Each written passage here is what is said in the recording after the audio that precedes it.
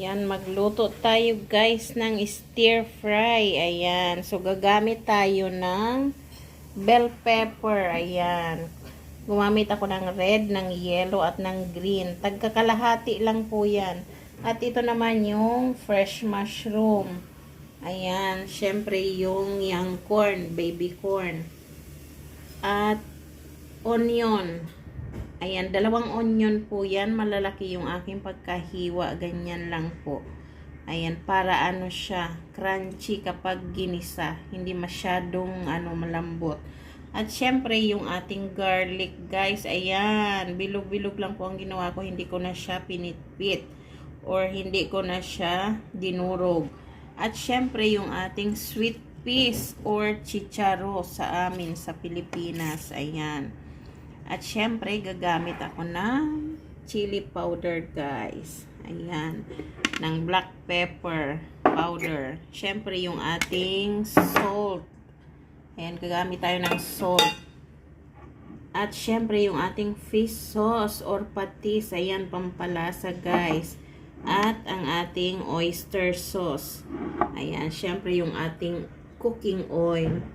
Ayan, so mag-start na tayo, guys. Ayan, so lagyan natin siya ng oil, guys. Ayan, mainit na po yung ating kasirola. Ayan, nauwi sa kasirola ang pagigisahan natin, guys, kasi wala kaming nahiram na kawali.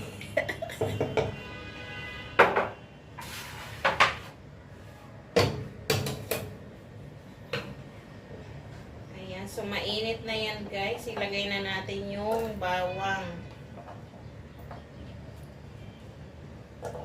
Ayan, malalaki lang siya, guys. Hindi ko na dinurog. Ganyan na siya. Ayan, medyo pag-brownin natin konti, guys, para mas mapango siya.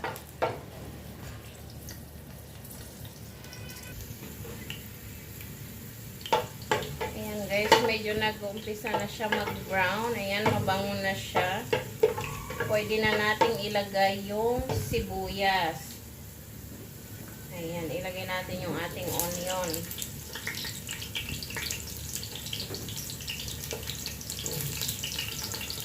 Half cook lang yan, guys. I-half cook lang natin.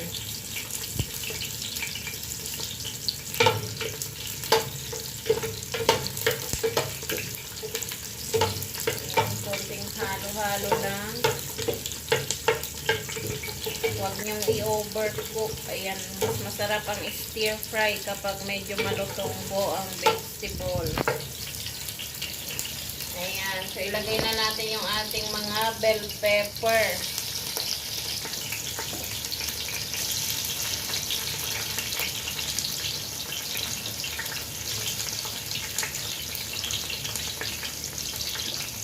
Ayan, ilagay natin lahat yan, guys. Ayan, ihalo-halo natin uli.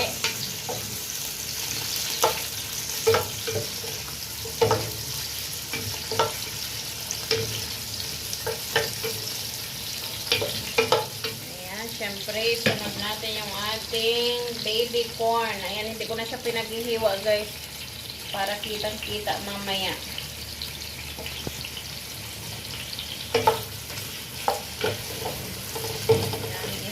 Halo lang natin konti.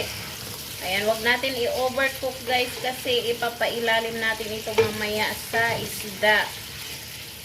Ayan, hindi lang po yan basta stir fry, mamaya i-oven natin yan.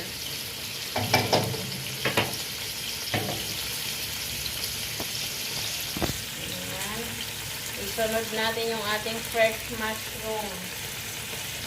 Ayan, masarap itong mushroom na ito, guys.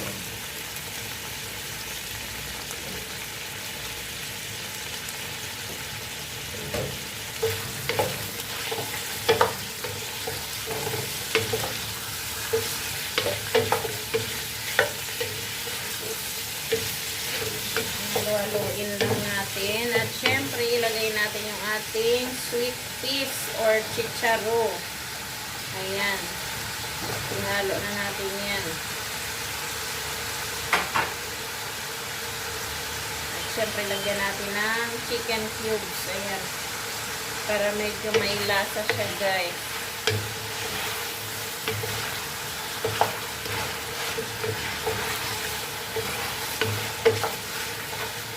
Ayan. Ihalo-halo lang yan. Pagkatapos haluin, guys, lagyan na natin ng spices.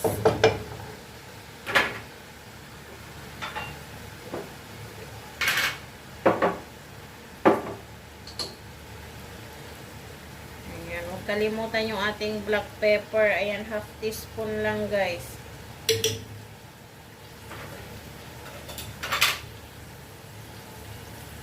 Siyempre, yung ating chili powder.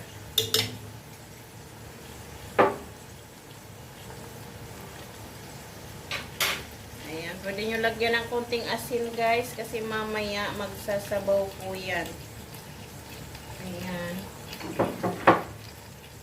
Siyempre, huwag kalimutan yung ating oyster sauce, pampalasa, guys.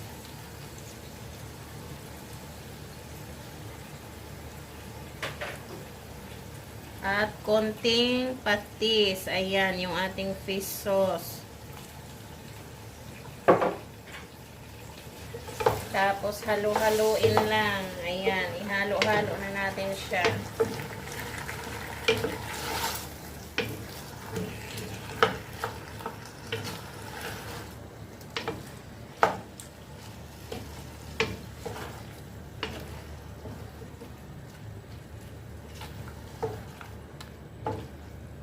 Ayan, half cook lang siya, guys. Ganyan lang ang pagkaluto niya. Para mamaya may time pa siyang maluto konti kapag inilagay na natin sa oven kasama yung isda. So, ayan, guys, i-off na natin yung ating apoy. Tama na yan. So, ito naman yung mga isda na gagamitin natin, guys. Ayan, ito yung wild Dober sole fillet. Ayan, manipis lang po siya, ang nipis-nipis ng kanyang pagka-fillet. Ayan. So, dalawa yan kasi paghahatiin ko mamaya yung ano niya, gagawin. Bali, dalawa ang i-oven ko. So, ito naman po yung wild sea bass. Ayan. Ganyan yung wild sea bass, guys. Ganito yung kanyang skin. So, ayan. Buksan na natin at kailangan natin siyang timplahan.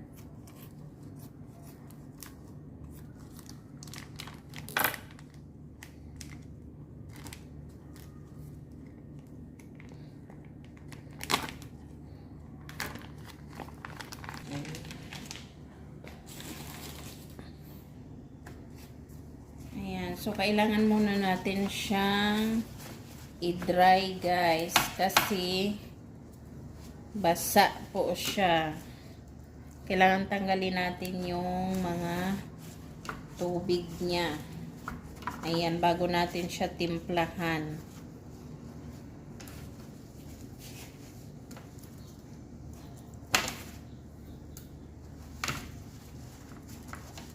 Ayan, masarap itong isda na ito, sea bass. Ito kadalasan yung binibili nila kapag may pabisita kami, guys. Oh Lord. Again. Ayan. So, nagsigawan ng mga bata. napunasan na natin, guys. Ganyan, natanggalan natin yung tubig. Lagyan na natin siya ng spices.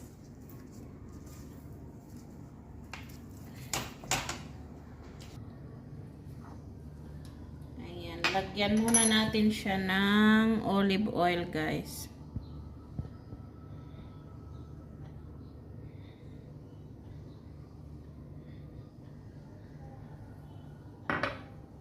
Ayan. Tapos yung ating Italian seasoning. Ayan. Budburan natin siya. Para magkalasa siya, guys.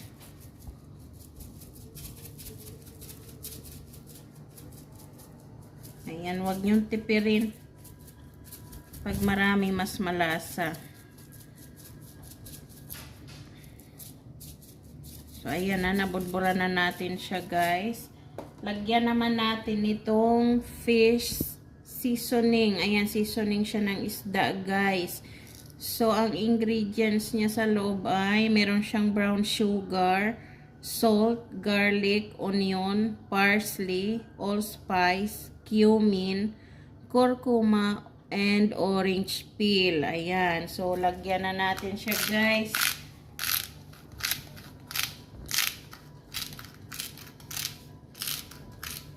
Ayan. Paikot-ikot para lumabas yung spices niya. Guys, mahigpit siya kasi kakabukas ko lang po nitong spices na ito. Ayan, buhay na mano ang gamit ko sa isdang ito.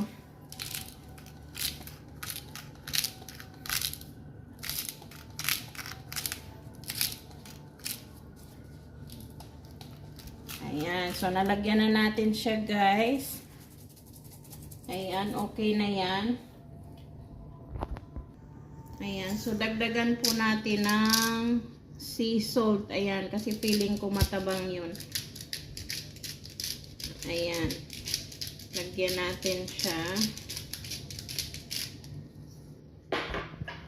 Tapos ito, masarap itong onion flakes, guys.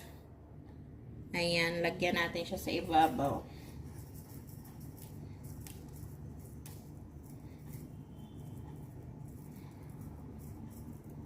So, nasa sa inyo, guys, kung ano ang mga gusto nyong ilagay na mga spices.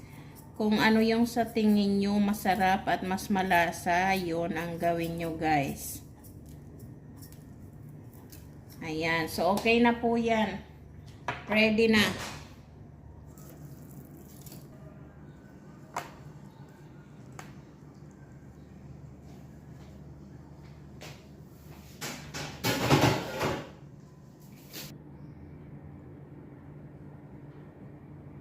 Ayan, guys, ready na siyang iluto sa oven, guys. So, yan po, mabilis lang lutuin yan dahil na half cook na natin yung vegetable. So, ilagay nyo lang siya sa oven kapag malapit ng kakain yung inyong pakakainin, guys.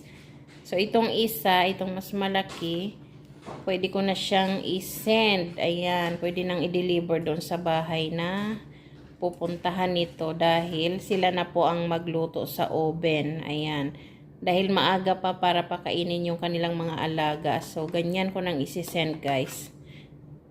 Ayan.